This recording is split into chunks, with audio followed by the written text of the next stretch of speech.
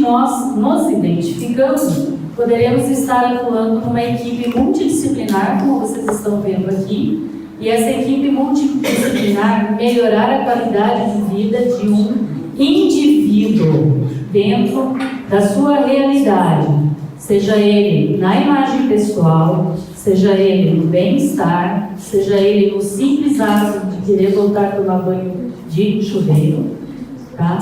E esses momentos que foram impactados por mim durante esse dia vão me fazer refletir muito dentro da área da estética, dentro dessa atuação. Eu espero que com vocês também. Então nós vamos novamente conversar com a médica, com a psicóloga, com a nutricionista e com a tecnóloga estética, para poder perceber o que na imagem pessoal do paciente mais importa dentro de um conceito de imagem pessoal ou dentro de um conceito de saúde, tá? Muito bem. Vamos começar então aqui pela primeira palestra de hoje, que foi da Adriana, a doutora Adriana. Ela já nos falou qual a alimentação adequada para proporcionar a melhora da qualidade de vida do paciente com câncer.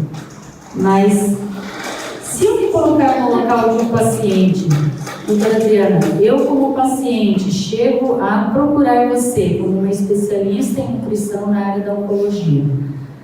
Se você saberia me dizer como me descrever, ou melhor dizendo, um prato, ou tentar me convencer de como isso seria mais adequado para mim, ou como impactar esse paciente, dando um exemplo de alimentação adequada ou não adequada para o dia a dia dele. Vamos lá. A palavra que vocês viram que o verbo utilizado foi bem, convencer. Não adianta informar, eu preciso convencer. Convencer envolve uma série de argumentações, Algumas pessoas são convencidas mais facilmente que outras. O prato que a gente trabalha hoje tem algumas características assim do que deve ter e o que não pode ter, digamos assim. Ele tem uma base muito mais vegetariana, então todos os estudos mostram que verduras, vegetais, grãos integrais, eles melhoram muito condições gerais desse paciente, o prognóstico da doença, a conduta em linhas gerais daquele tratamento, Ao mesmo tempo, a gente toma um pouquinho de cuidado com essa proteína. Que proteína é essa, Ela é necessária, ela é bem-vinda, ela é desejável, não é uma dieta isenta de proteína animal, mas a gente privilegia, então, proteínas de fácil digestibilidade, que sejam fonte de ômega 3, como ovos caipiras ou ovos, como diz a Luísa, que eu adoro, ovo de galinha feliz, acho lindo isso, ou ovos ricos em ômega 3, peixes, produtos, então, as carnes orgânicas são muito bem-vindas, e aí até uma questão da gente compreender como esse animal foi criado, como ele foi trabalhado, como ele foi respeitado na sua vida, e até que chegue à finalidade de se tornar um alimento. Existem alimentos que a gente contraindica totalmente, como eu falei para vocês de manhã, quanto menos açúcar refinado, quanto menos carboidratos simples houver nessa dieta, melhor. Farinhas refinadas se associam a um risco aumentado de câncer, ao mesmo tempo que as integrais estão na outra ponta da régua, elas ajudam na prevenção do tumor. Leite em algumas situações bem específicas, e quando a gente trabalha leite, a gente tenta trabalhar um leite um pouquinho mais natural, então aquele leite que ainda tem um comportamento de leite, porque o leite da embalagem Tetra Pak, o leite da caixinha, deixou de ser leite, gente? Um produto altamente perecível, que tem vida dentro dele, cheio de probióticos, de lactobacilos, que fica sem refrigeração por 6 meses numa caixa escura e nada acontece com ele perdeu sua essência enquanto alimento, Então, quando a gente vê a possibilidade ou vê a necessidade de não ter uma fonte láctea, a gente gosta de trabalhar com o leite de saquinho mesmo, que pelo menos ainda mantém formas probióticas interessantes, Então, acho que em linhas gerais é isso, São características mais vegetarianas, uma proteína bem escolhida, variado, presenças significativas em crucíferas, brócolis, couve-flor, repolho, couve de bruxelas, fontes integrais sempre, azeite de oliva, abacate muito bem-vindo pelos monoinsaturados, pela vitamina E, e retirar alguns produtos, então, geralmente relacionados com ultraprocessamento, né? Processamento e ultraprocessamento. Eu acho que é isso. Eu vou passar a palavra para vocês agora. Vocês têm alguma dúvida em específico para questionar a nutricionista? Eu tenho sempre uma falta de pergunta, né? Que ou entenderam tudo ou não entenderam nada, né? É meio uma coisa... você já fez, né? Tu respondido a pergunta? É estudo aí, né? Precisa... Seria mais uma dica, na verdade. É para, no caso, para desintoxicação, né, da cliente. Assim, a gente está trabalhando com processo de desintoxicação. O que seria mais indicado de alimento para desintoxicação? Tá, então vê, aí a gente tem que sempre relacionar muito ao tipo de tratamento que ela está realizando, tá? Para saber que tipo de intoxicação nós estamos falando, né? Mas em linhas gerais, o que a gente trabalha? A gente trabalha com alguns alimentos que favoreçam a diurese, né? A gente trabalha com alguns alimentos mais hidratantes possíveis, a gente tem que colocar essa função renal em atividade. A gente trabalha com antioxidantes, tanto cítricos nessa proposta, né? Nasce excelente como mineral importante. Todos os processos, digamos assim, que auxiliem na remoção dos resíduos tóxicos, mas respeitando o tratamento. Porque existem situações em que você, inclusive, deseja que os resíduos tóxicos permaneçam por um tempinho um pouco maior. Você não pode inativar imediatamente todo o procedimento medicamentoso. Então, tem que entender muito bem o tratamento que está sendo feito para saber em que momento a gente interage. Agora, uma coisa que é legal, que a gente acabou não falando de manhã, é trabalhar sempre com essa saúde intestinal. Sempre. Probióticos, assim, tem sido uma porta de entrada nessa conduta, no sentido de tanto melhorar a absorção de tudo isso que eu preciso, quanto no sentido de favorecer um intestino que haja a meu favor, né? Que ajude, digamos assim, aquele organismo a responder satisfatoriamente a toda a proposta nutricional que a gente faz. Então, é aquilo que a Luísa falou mais cedo, não tem a ver com uma dieta desintoxicante, tem a ver com uma postura de vida desintoxicante, né? É a presença sempre de nutrientes que favoreçam, então, esse processo todo de eliminação dentro do tempo desejável de eliminação, tá?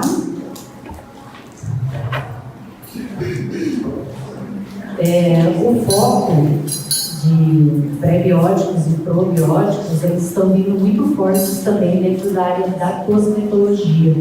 Inclusive, agora em outubro vai ter um meeting em São Paulo, pela ABC, que vai falar o dia inteiro só sobre esse novo foco de atuação dos cosméticos, fortalecer a flora bacteriana do microbioma da pele e no intestino, que é o que rege o nosso organismo, não é diferente, né?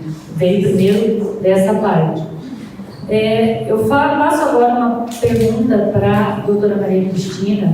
Eu sei que você já comentou disso na sua palestra, mas eu gostaria que você reforçasse um pouco mais qual a importância de uma equipe multidisciplinar aos atendimentos dos tratamentos oncológicos. Então, primeiramente, eu aqui de novo, né? Então, muito obrigada novamente e super interessante a pergunta, tá? Porque realmente é necessário a gente reforçar essa questão de ter vários profissionais em prol do paciente, porque a gente não consegue, nós médicos, a gente não consegue, por mais que seja nosso desejo, a gente não consegue abordar todas as questões numa consulta, né? Num período de 1 hora. E muitas vezes a gente não consegue também ter um conhecimento tão amplificado para ajudar o paciente em todas as questões que ele precisa. E para isso a gente precisa de outros braços, né? Precisa do braço do nutricionista. Veja, a Adriana, ela estuda a fundo todos os alimentos. Nós como médicos, a gente tem visão geral sobre qual alimento seria adequado. Para fazer uma orientação nutricional, eu imagino que a Adriana deva demorar 1 hora, pelo menos, né? 2, porque tem muitas questões que devem ser abordadas, existem hábitos que cada indivíduo tem, que muitas vezes eles têm que ser quebrados, e tem que trazer novas modificações para essa pessoa, que muitas vezes são difíceis. Além disso, existem todas as questões do tratamento radioterápico e quimioterápico, algumas vezes diminuição da amplitude do braço, linfedema, conheci a Gislaine agora, que ajuda também uma paciente minha, porque realmente ela tem um pouquinho de inchaço nos braços devido a uma cirurgia do tumor de mama prévio, ela tem inchaço nas pernas devido ao tratamento quimioterápico que ela está fazendo agora. Se eu não tenho a ajuda da fisioterapeuta nesse momento, também eu não consigo ter braço para ajudar nessa questão. Na área de estética, eu acho que está sendo cada vez mais nova essa área para nós. Até o contato que eu tive inicial com a Isabel, eu procurei entender exatamente até que ponto vocês poderiam ajudar. Hoje eu já tive uma dimensão muito maior conhecendo o trabalho da Vanessa também, mas eu acho que o toque, muitas vezes, essa questão de encontrar o paciente, trazer uma leitura humanizada para o paciente do que ele está sentindo, traduzir toda essa questão, ela é fundamental também. Isso se faz com psicólogo, com tecnólogo, algumas situações difíceis, né? Porque alguns pacientes, quando, por exemplo, acaba que a gente tem esse contato com mulheres, né, que acabam expondo mais, as mulheres que acabam tendo que ser submetidas a uma cirurgia de retirada da mama, muitas vezes isso altera toda a estrutura de vida dela, né? Muitas vezes ela é abandonada pelo marido, muitas vezes ela é não só abandonada, como humilhada. E aí, toda essa desconstrução mental, o psicólogo ajuda a construir de uma forma brilhante. E eu não consigo fazer isso sozinha, né? Eu não consigo trazer todos esses braços para o paciente. Ele precisa de tudo isso para ele ser inteiramente abraçado. Então, acho que a importância desse evento é eu também ter um entendimento até que ponto vocês podem ir, né? Vocês terem um entendimento do meu lado, que eu preciso de todos, né, esses braços, e também trazer essa dimensão mais sobrenatural até mesmo, do toque. Eu lembro quando eu estava fazendo meu pós-doc fellow nos Estados Unidos, lá a cultura é você não encostar muito no paciente, você não chegar muito perto. E uma das coisas que eu mais sentia falta, e que foi mais difícil para mim, foi essa questão do abraço, do toque. Tem vezes que o paciente vem e abraça forte, porque ele estava precisando muito daquilo. Tem vezes que ele já vem e já entra meio que se esquivando. Então, nesse momento, você já consegue ter uma leitura do que o paciente está precisando. E tem pacientes que eu já abordo desde o início, olha, eu acho que talvez seja interessante você conversar com uma psicóloga, enfim. E no primeiro atendimento eles não falam mais nada. Depois de alguns dias eles enviam uma mensagem, será que você pode me dar aquela indicação da psicóloga que você comentou, ou da nutricionista? Então, eu acho que realmente a gente precisa, a tradução a gente precisa de braços. E eu acho que aquela última frase que eu trouxe na minha apresentação é justamente com isso.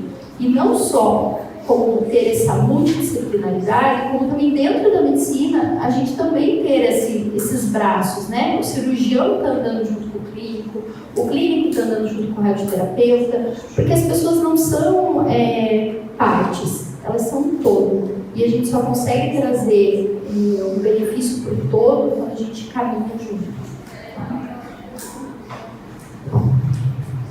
Quando me foi passado esse novo desafio de montar um meeting de oncologia, eu falei, mas como? Se eu só conheço estética, eu não conheço ninguém dentro da oncologia. Aí você começa a focar e as pessoas vão aparecendo. A Adriana eu já conhecia, e inclusive ela faz um trabalho muito bonito com a gente lá no CIA, que é a orientação a pacientes na parte da nutrição oncológica. E eu fui entrando em contato com pessoas, eu preciso de um oncologista, eu preciso de um oncologista, eu preciso de um especialista, e a gente vai conhecendo pessoas e vão se indicando, que a doutora Cristina foi indicada pela própria Adriana mesmo, mas a gente conheceu eu conheci várias outras pessoas dentro da área, a própria Mariana, que eu não conhecia, a Vanessa, que eu já era, digamos assim, fã, e que me trouxe, me aproximou mais um pouquinho. Mas aí eu consegui perceber essa necessidade da multidisciplinaridade e a desconstrução, porque na estética hoje, gente, nós estamos trabalhando de forma fracionada todos os tratamentos estéticos, e isso é um grande erro da estética. Espero que essa nova nicho de mercado possa estar atuando dessa forma. Querem ver, gente, por que a desconstrução? Quando eu conversei com alguns médicos a respeito da oncologia, uma das médicas me disse assim, eles chegam aqui, eles sabem por que eles estão procurando, eu sou especialista em oncologia, mas você sabe qual é a principal preocupação, pergunta ou medo do paciente? Eu vou precisar parar de fazer minha maquiagem, de usar o meu shampoo, de parar de fazer a unha? Então, a autoimagem é a primeira coisa que afeta. E você, Vanessa, faz uma colocação muito interessante disso quando se fala da autoestima e da morte. Sabe aquela colocação que você fez para mim? Eu não sei se você fez na tua palestra, porque eu não consegui acompanhá-la como um todo. Fala um pouquinho sobre isso, sobre essa primeira morte que a pessoa, o paciente, tem, que é da autoestima. Isso, eu comentei com elas. A gente identifica o primeiro processo de luto do paciente quando ele se olha no espelho e não se reconhece, não reconhece a própria imagem, né? Essa pessoa não sou eu, né? Estou mutilada, estou edemaciada, estou desidratada, estou sem o meu cabelo. Essa paciente, a Camila, ela falou, a equipe quando me chamou foi porque a Camila tem um objetivo: desinchar o rosto para se despedir dos amigos. Isso você não falou na sua palestra, eu queria esse toque de abordagem. Por isso eu fiz essa pergunta agora para você. Olha a dimensão, né? E que bacana que a enfermeira teve esse olhar, esse acolhimento, né? E a mãe dela repete inúmeras vezes: nossa, se nós soubéssemos que existe esse trabalho, a gente já teria te contratado há muito tempo, porque ela está há 7 meses com o rosto desse jeito, e aí ela não fala, ela escreve. Então ela escreve o tempo inteiro no celular para mim: Van, eu já entendi que eu estou com câncer, eu já entendi que eu estou indo embora, mas eu não quero ir assim, me sentindo um monstro. Então a imagem é uma coisa assim que para ela hoje é muito importante, né? Porque imagina, a gente não percebe, né? Mas quando se depara com pacientes, amigos, que tem tempo que não vê ela, né? Já vê ela naquela situação de tráqueo, tal, e rosto edemaciado, e de repente, né? O paciente ainda pior, né? Se a gente que está saudável, você sobe um pouquinho de peso na balança, o colega vem e fala: "Nossa, você engordou, como é que você se sente?" Tanto bem de saúde, né? Imagina ela, como ela colocou na carta. Eu acho que a carta, ela retrata muito o que a Cicely Sanders trouxe pra gente. É uma dor total, é a dor da perda da imagem, da autonomia, dos sonhos, agente de viagem, empresária, mais um monte de coisa, né? Acho que é mais ou menos isso. Várias coisas durante o meu estudo em paliativo foi me questionando como esteticista, porque eu estudei numa turma que a maioria era médico. E aí o tempo inteiro eles me perguntavam o que tinha a ver o esteticista em cuidados paliativos, o que tinha a ver, o que tinha a ver. Mas a doutora trouxe perfeitamente os efeitos colaterais na pele. O esteticista, ele estuda isso todos os dias, como cuidar daquele tecido, como regenerar, como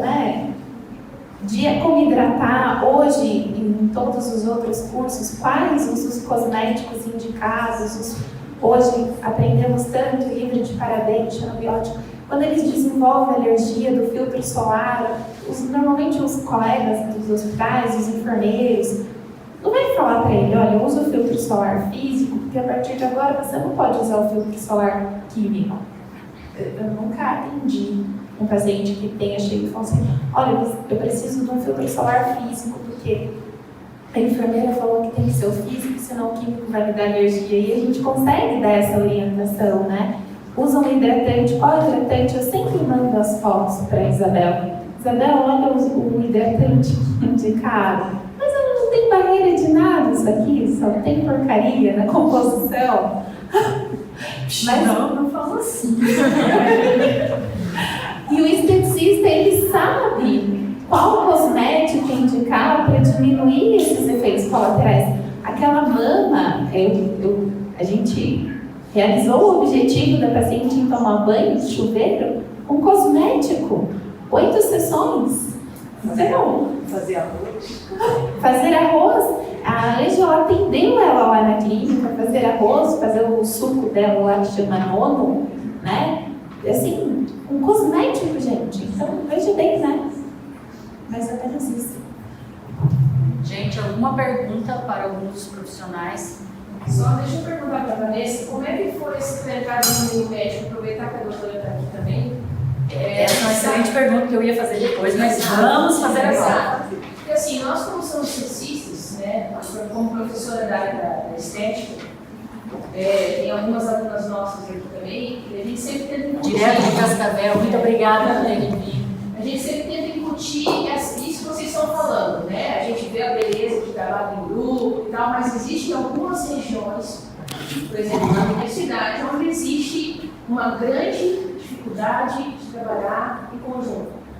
Porque ainda existem alguns, graças a Deus, tem alguns médicos com a cabeça mais aberta, mas tem alguns ainda que são bem retrógrados com relação à nossa formação, porque nós não somos mais só de área de imagem pessoal, de beleza, sim, atuantes em área de saúde. Então, como que foi essa entrada a tua vivência lá é mais fácil? Para nós, da área estética, aqui no Paraná, mais na região de interior, é um pouco mais difícil, porque tem médicos mais antigos, que são ainda bem resistentes com a entrada da esteticista. Até a parte que a doutora falou do linfedema, são coisas que a gente tem que ficar batendo em cima, dizendo da formação dos nossos alunos, que tem realmente uma capacidade para isso, que estudam fisiologia, que estudam anatomia a fundo e ainda tem uma resistência com relação a isso.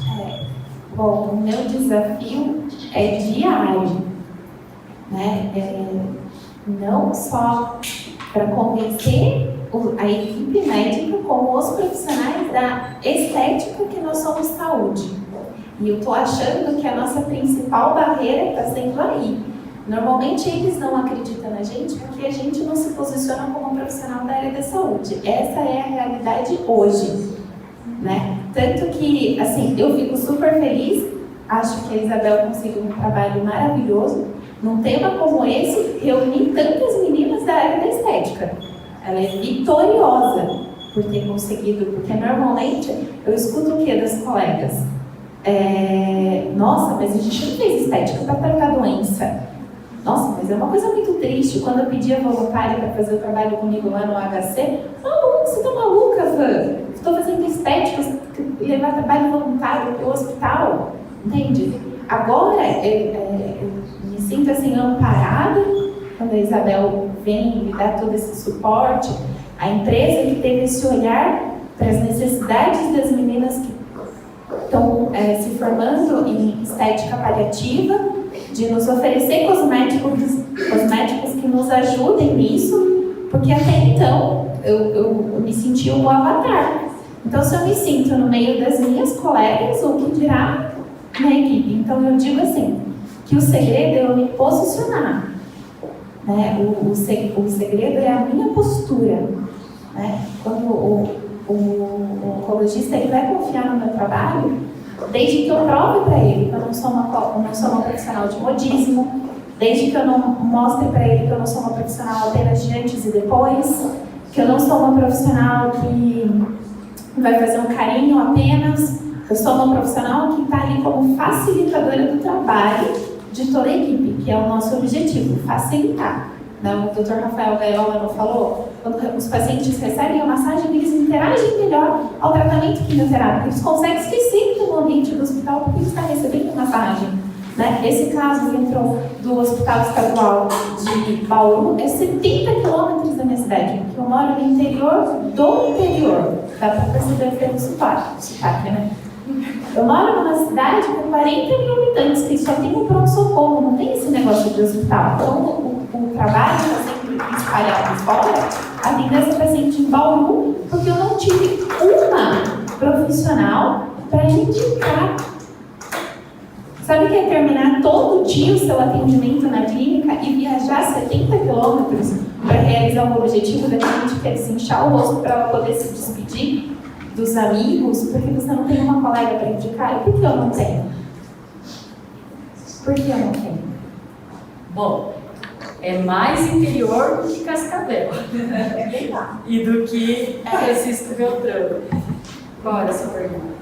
Não. A minha pergunta estava formulada de um jeito, né? Quando eu falei que eu ia perguntar como Um pouquinho mais alto. como os médicos estão aceitando a esteticistas paliativamente, né? Mas você falou que ainda não tinha essa visão e que agora, com a palestra da Vanessa, você pôde encarar de uma outra forma.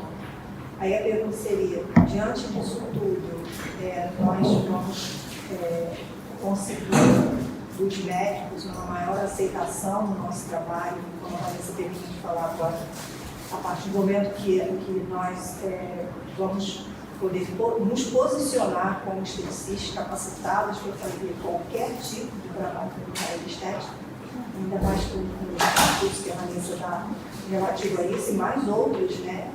Outros cursos que tem por aí, outros palestras, que você acha que a gente vai conseguir isso, vai conseguir uma aceitação melhor, porque a gente está batalhando, né? Viajou 30 horas, mais 30, para aprender e chegar no momento do médico virar assim, você é esteticista. A Ângela é do Rio de Janeiro.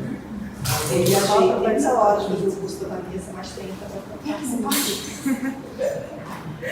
Então, assim, eu não posso falar por todos, né, infelizmente, mas o que eu posso dizer da minha visão até o momento?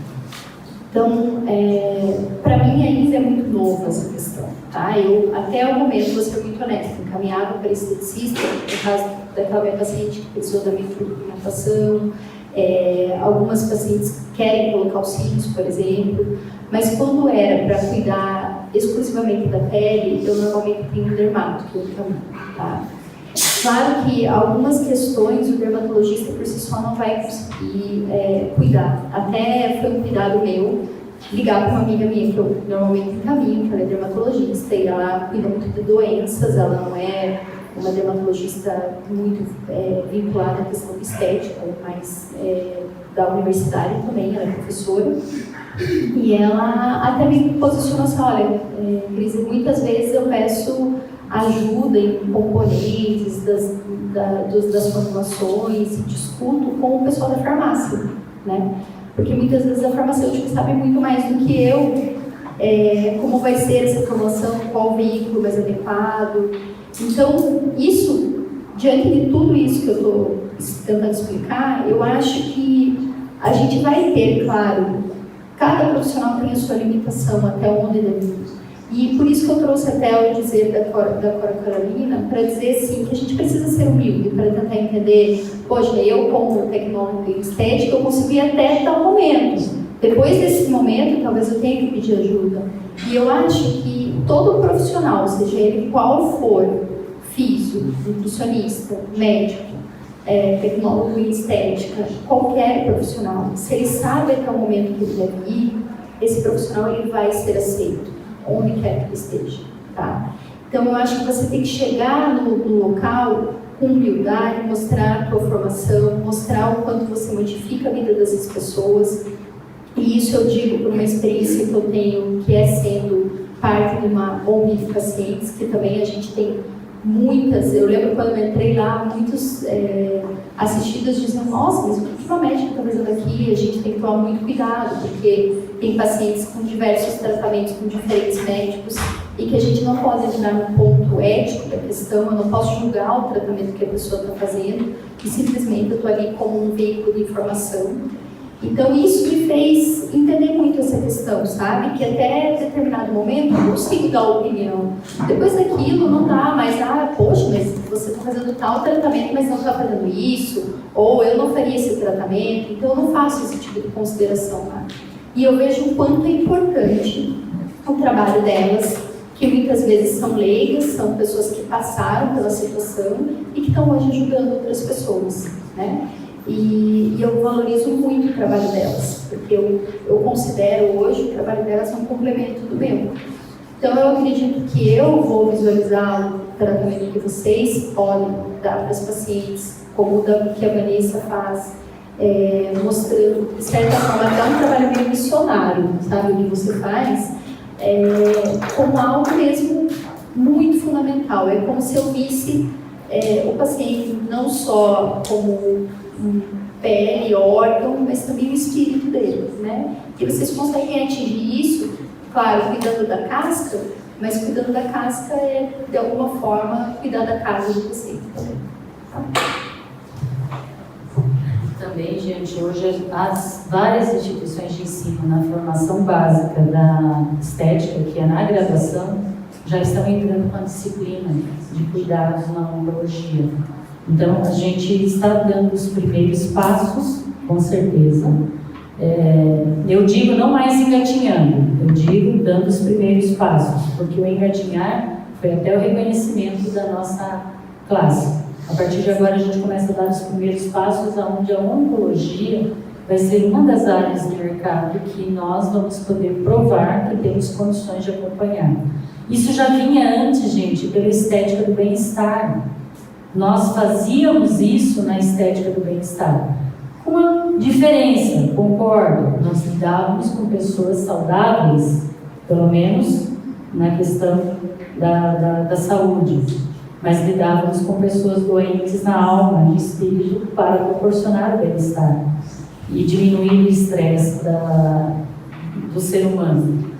Mas estamos caminhando sim, e eu até postei recente no Facebook, o orgulho de fazer parte de um momento único, onde estamos entrando numa nova atuação no mercado da estética.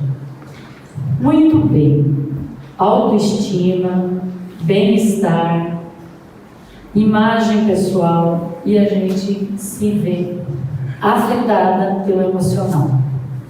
Então agora eu vou fazer uma pergunta para a Mariana a respeito da psicologia.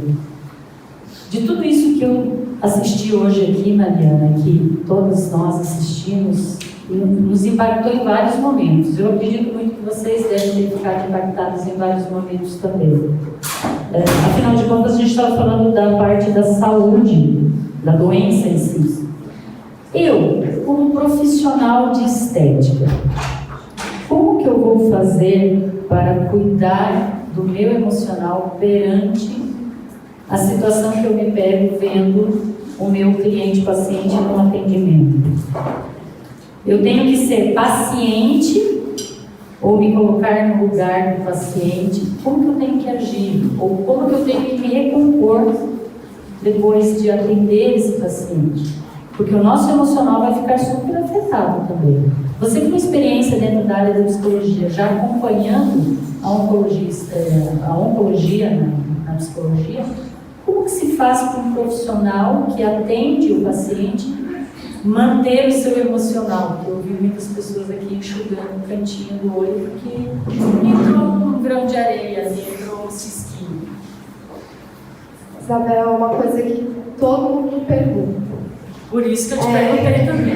A Ana Cláudia, a gente falou muito dela, que é uma médica paliativista, ela fala uma coisa que eu acho que faz muito sentido. Que a gente que trabalha com oncologia, e eu falo por experiência própria, por ser jovem, as pessoas falam muito isso, você é tão jovem, você trabalha com algo tão pesado. Eu falo que eu espalho rodinha, que ela fala no livro dela. Quando as pessoas me perguntam com o que eu trabalho, e quando eu falo, as pessoas fogem de mim muitas vezes, ou me perguntam como que eu consigo trabalhar.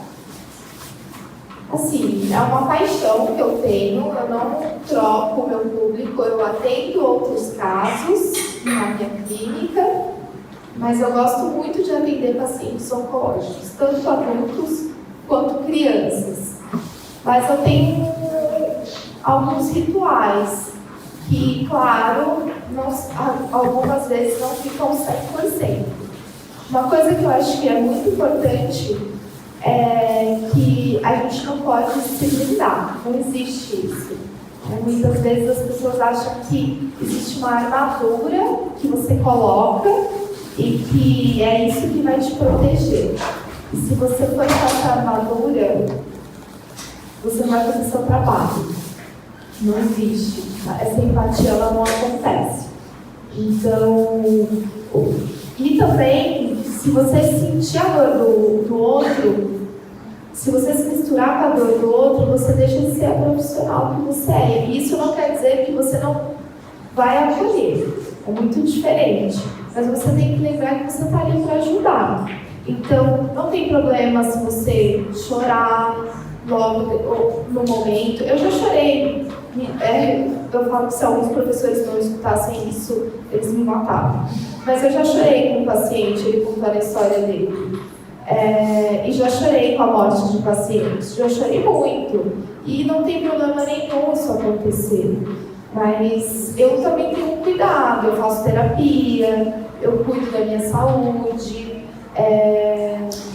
Eu sempre busco, então, cuidar da minha espiritualidade, a gente tem que cuidar.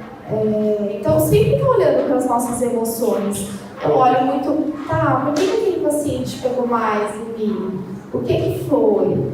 Mas sempre estar olhando para tudo isso. E sempre ter um autoconhecimento de por quê? O que está acontecendo? Tem alguns casos que mexeram muito comigo. Então, eu já ouvi de alguns colegas assim, mas você está chorando, você está sofrendo por causa de paciente? Sim, estou sofrendo por causa de paciente. E vou continuar sofrendo. A partir do momento que eu parar de sofrer, parar de chorar por um paciente, eu acho que eu estou no trabalho errado. Eu perdeu o sentido. Então, não existe uma armadura. Acho que isso é muito importante. Você tem que estar ali, você tem que estar ali para acolher, ter a sensibilidade de perceber o que está acontecendo com aquele paciente, mas lembrar que você é um profissional. E você tem que, claro, você tem que ser humilde, você não é mais do que o paciente que está ali. É uma troca, sempre é uma troca, mas é importante você se conhecer. Você saber quem você é e o que te toca. E cuidar, sempre. Eu me cuido muito, então eu faço terapia, se não está alguma coisa legal, eu vou me cuidar. Se cuidar, gente. E aí as pessoas muitas vezes justificam. Eu acho que se vocês forem para a área de oncologia, acho que é muito importante vocês se avaliam, casa doutora, enfim, vocês podem falar sobre isso.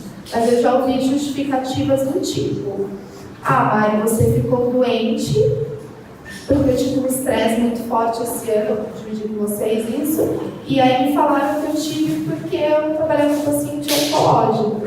E não era. Tanto não era que eu deixei chegar a esse ponto, porque eu não queria deixar de atender os meus pacientes. Mas não era. E aí as pessoas, elas justificam o que você tem, porque é o público que você trabalha, e não é. Então é sempre importante a gente olhar pra gente. A gente também tem que cuidar, mas a gente também tem que se cuidar. Então é muito importante o autocuidado. Alguma pergunta? Bem alta. Diante de todas as palestras, a gente falou muito a respeito do paciente em si, mas a parte da família, a gente percebe assim que a pessoa que ela passa por um momento desse, ela se fortalece, ela entende, por mais que ela perca a própria identidade dela, esse processo, mas ela aprende, como a Ana falou, ela aprende a dar mais valor para a vida. Só que para um familiar é muito mais difícil, pelo menos eu penso dessa forma. Se fosse alguém da minha família, se tivesse, seria pior. Mas se fosse alguém da minha família, eu não conseguiria ter essa força. Seria mais a visão da morte do que da vida. Como trabalhar com a família nesse momento que é tão complicado? Que é mais um nicho que a profissional de estética também pode cuidar. Cuidar das pessoas saudáveis da família, no sentido da doença do indivíduo.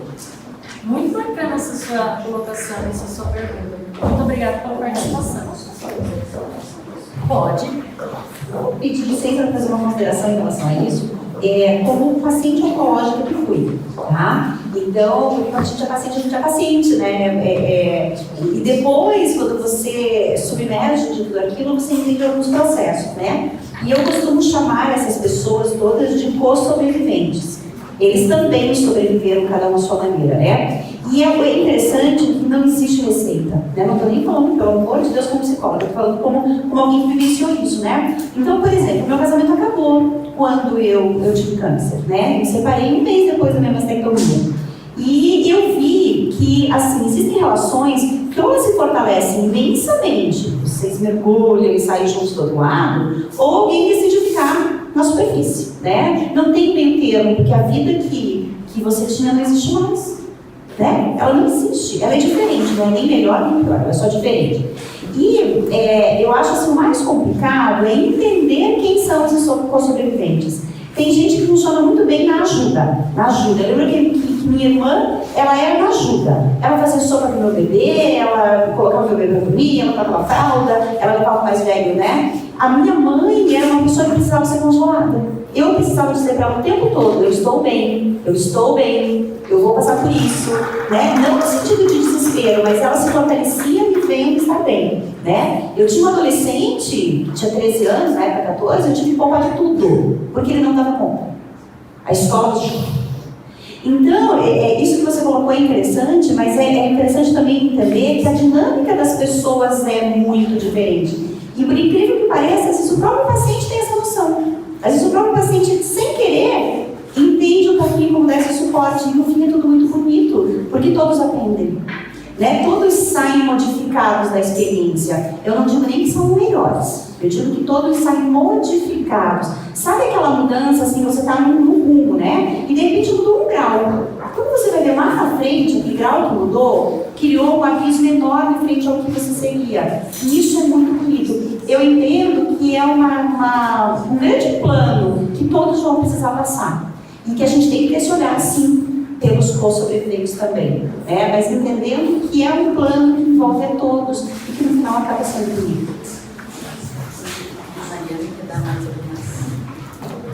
O colega disse tudo. Mas Faço as palavras da Mariana as minhas palavras. ela disse tudo e eu acho que isso é muito importante. Cada um vai sentir de um jeito. E a gente precisa sim olhar para esses outros familiares. Um exemplo que eu posso colocar para vocês são um exemplo clássico que a gente tem percebido muito, e eu agora atuando muito com crianças em tratamento, eu vejo os irmãos. Os irmãos, por estarem saudáveis, os pais nesse momento eles precisam se distanciar para cuidar daquela criança. E aquela criança no hospital, ela ganha muito presente, ela ganha muita atenção. E tem toda uma questão. E esses irmãos, a gente escuta, eu já escutei isso mais de uma vez, eu queria ter câncer. Os irmãos falarem, eu queria ter câncer, porque meu irmão tem câncer. Ele volta com um monte de brinquedo, ele vai com um monte de passeio, ele viaja. Então, assim, a gente tem que pensar na questão dos irmãos. No camping, uma das famílias enlutadas foi a irmã mais velha do paciente que veio a falecer. E ela se pegou, e aí eu fiz um trabalho com ela, com muita culpa, porque ela começou a brincar e ela ficou feliz. E foi uma das poucas vezes que ela ficou feliz. E aí ela começou a chorar, voltou pro chalé chorando, e aí me chamaram. E ela falou assim, Mari, eu sinto culpada em estar feliz, porque eu só estou aqui porque meu irmão morreu. Então, assim, todo de trabalho a gente tem que fazer com essas famílias, porque muitas vezes o foco é só no paciente. A gente tem que pensar além também, em toda a sua família.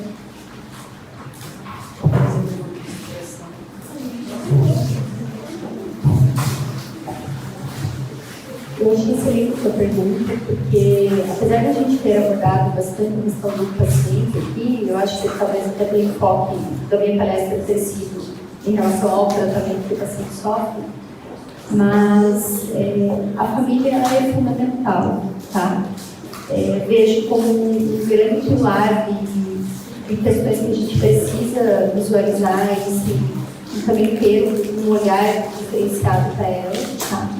Tem diversos, eu acho que a Adriana ilustrou super bem o que na maioria das vezes acontece. A gente consegue ver quem vão ser os adjuvantes da história, os atores principais, E aí tem um momento em que o profissional de saúde tem que assistir um pouquinho toda essa movimentação para daí atuar, né? Porque algumas vezes tem pessoas tão proativas e que aprendem tanto com esse processo que acaba sendo tão natural que você não precisa de nenhuma intervenção. E tem pessoas que ficam mais destruídas que o próprio paciente. E aí já aconteceu, por exemplo, de eu chamar o familiar na consulta e não chamar o paciente. Ó, vem que eu quero conversar contigo. Para tentar visualizar o entendimento dele, de tudo que estava acontecendo, qual que é a expectativa da pessoa, para trazer uma realidade confortada, né, algumas vezes, mas isso é bem importante, a gente visualizar os familiares. E uma outra questão, eu acho que passar por uma experiência como qualquer doença grave, e não estou colocando só o câncer, como qualquer doença grave, e eu tive uma experiência dessa pessoal, ela é enriquecedora, independente de qual seja a religião de cada um aqui, para nos trazer a real fé, né? Que a fé, na verdade, ela não é manipulada, ela existe de uma forma totalmente alheia à nossa vontade. Então, eu acho que isso é importante também trazer. Eu estava aqui prestando atenção no que elas estavam falando e eu percebi que pode ser mais uma nova forma de atuação do profissional. Às vezes você não se identifica em cuidar do paciente que está em fase de tratamento, mas você se identifica em acompanhar o familiar que está com o paciente, com alguém com câncer e que está precisando desse cuidado. Então vai muito da particularidade de cada um. Eu passei por isso, justamente por essa pergunta, porque eu perdi meu avô, eu não sei aonde que ele tinha câncer, mas ele tinha metástase em todo o corpo. E infelizmente não teve como sobreviver no respeito médico. Por isso que assim, para nós foi um susto, assim, descobrir assim, tarde demais essas metástases e ele não teve como iniciar o tratamento. Então, por isso que realmente é complicado, assim. A gente tenta ver o melhor lado, tentar ajudar, mas nem sempre a gente consegue ser tão forte assim, chegar. Dentro da estética do bem-estar, a gente vê muitas pessoas que trazem o relato: eu estou estressada. Por quê? Porque meu marido está com câncer, porque minha irmã está com... Então, essa questão de cuidar do bem-estar, ele vai se estender ao familiar se você não se identificar em trabalhar com o paciente, com certeza. Deixa eu só fazer uma contribuição. Eu tenho um grande amigo de infância que é um mestre budista e ele próprio enfrentou uma doença muito grave, da qual ele saiu sobrevivente, e ele fala uma coisa que eu acho muito bonita. Inclusive, eu cruzei essa postura com os meus pacientes, né? Ele fala numa outra abordagem, que eu acabei transformando isso para a rotina profissional. Ele fala assim, que toda vez que alguém te pede alguma coisa, então você está na rua, por exemplo, e um mendigo te pede alguma coisa, e aquilo toca seu coração, e você dá. E ele te agradece, ele fala: muito obrigado, Deus te abençoe. A nossa postura deveria ser assim: obrigado a você por me permitir a chance de ser generoso. Eu vejo muito trabalho de todos nós nessa conotação. Parece que é a gente atendendo alguém, mas na verdade é uma forma da gente exercitar algo que também nos é importante. Né? A família trabalha assim, a família funciona assim, né? Existe uma doença, existe um sofrimento, existe uma perda iminente, mas ainda assim está havendo a troca, né? Está havendo compreensão, entendimento. Isso é tão bonito, isso é tão rico, uma experiência tão grandiosa que a gente deveria agradecer, inclusive, por esse processo de dor. E falo isso de todo o coração que passei por isso. Eu também tive medo de não sobreviver. Eu tinha um filho de 9 meses. Meu maior medo é que ele não lembrasse de mim, né? E no meio de toda aquela dor, eu construí lembranças que ele levaria com ele. Eu produzi material que virou um livro, porque eram as cartas que eu deixei para eles. Então, quer dizer, no fim, se você vai ver no final do processo, houve uma recompensa para todo mundo. Daí você escolhe para onde você olha, né? Porque você ganhou, porque você deu. Eu já estou recebendo as plaquinhas. Falta 5, falta 0, acabou. Gente, se nós nos disponibilizássemos de tempo, nós íamos até meia-noite, porque meia-noite ainda é hoje. Né? Mas a gente vai precisar encerrar o debate, o bate-papo entre nós. Foi muito, eu digo assim, Luísa, só um pouquinho, foi muito assim gratificante ter passado por esse processo, desse novo desafio. E para encerrar aqui, então, eu chamo a Luísa, que é a coordenadora do CIA e a presidente do Congresso de Nutrição e Estética, e que também por trás está muito envolvida com os projetos do CIA, para dar uma palavrinha em agradecimento a todos os palestrantes e também a todos os participantes para a gente poder encerrar. Desculpa, ele estava fugindo e ela me pegou. Gente, então eu gostaria de agradecer a todos.